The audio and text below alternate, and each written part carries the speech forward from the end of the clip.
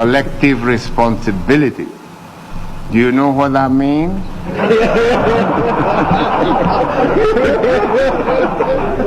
Today, we're going to be bringing you a list of Kenyan politicians who have been assassinated.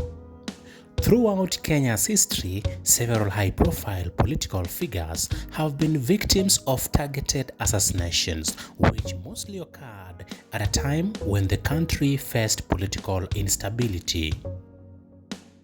The gruesome murders often left a lasting impact on Kenyans, as the deaths influenced members of the public's trust in the government of the day. Each assassination that took place in Kenya either deepened political differences, prompted violence, or political activism. The assassinations also created an environment of fear among citizens. Major assassination events in Kenya included the murder of figures like Pio Gama Pinto, Tom Mboya, JM Kariuki, Tony Ndilinge, Mugabe Were, George Muchai, and the recent murder of Charles Were. In the wake of Kasipul Member of Parliament Charles Were's murder, Pasha TV have looked into the assassination of each political figure in Kenyan history. Tom Mboya, one of the country's most prominent independence politicians, was assassinated on July 5, 1969 in Nairobi. He was shot dead along Moi Avenue. At the time of his death, Mboya served as the Minister for Economic Planning and died at the age of 39. His assassination sparked widespread outrage, as most Kenyans linked his death to his political stance. However, the main suspect behind Mboya's murder was arrested and later convicted. Meanwhile, the deceased was buried in a mausoleum built on Rusinga Island. JM Kariuki is our number 2. Josiah Mwangi Kariuki, a politician who served during former President Jomo Kenyatta's reign, was assassinated in the year 1975.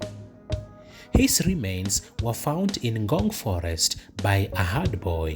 His hands had been chopped off, his eyes gouged out, and his face burnt with acid. Kariuki's death sparked widespread protests, particularly from the University of Nairobi students who marched through the streets of Nairobi city. Despite his gruesome murder, Kariuki's death remains unsolved. Pio Gama Pinto. Pinto, a Kenyan journalist and a freedom fighter of Gon descent, was assassinated on February 24th in the year 1965. His murder became the Kenya's first political assassination after independence. Pinto was shot at a close range in the drive away while waiting for the gate to be opened. He was with his daughter at the time of the assassination. Number 4 is Tony Ndilinge.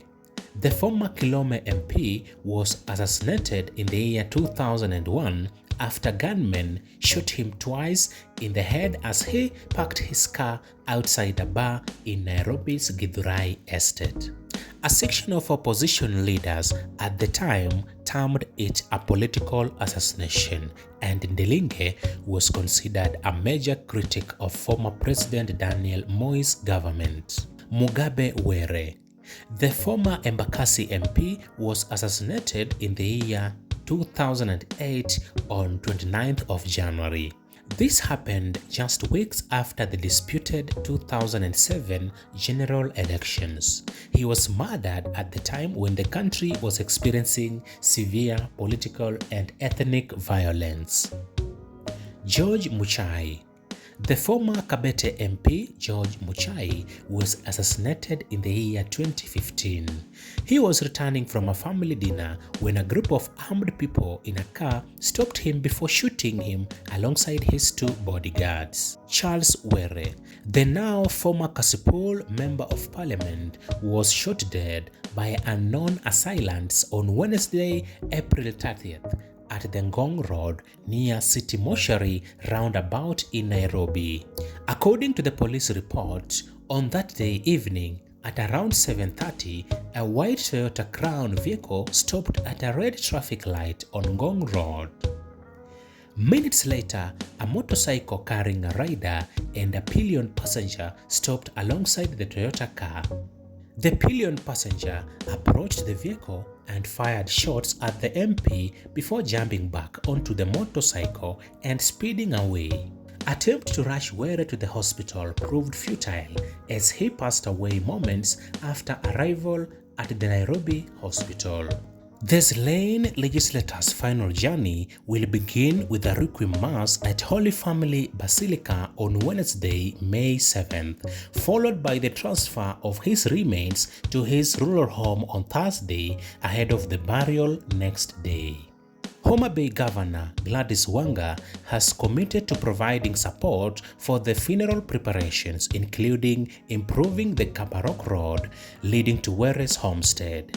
The Orange Democratic Movement Party, on whose ticket the MP was elected to Parliament for 2 terms, will drape Mr. Were's casket with party colors during the final ceremony, honoring his service and commitment to the party's ideals.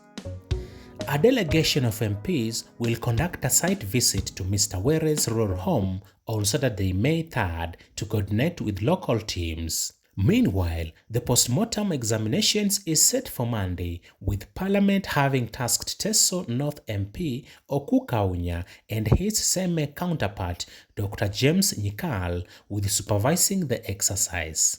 Security arrangements will be coordinated by Mr. Kaluma and Ruaraka MP TJ Kajwang, with the Parliament providing additional staff.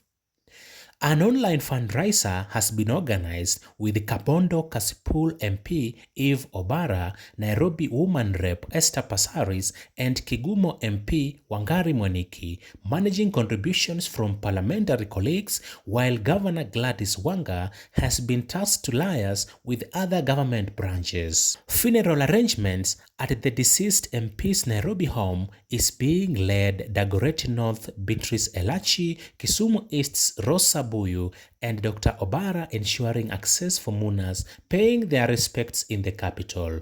Thank you so much for watching. If you haven't subscribed, please subscribe for more updates.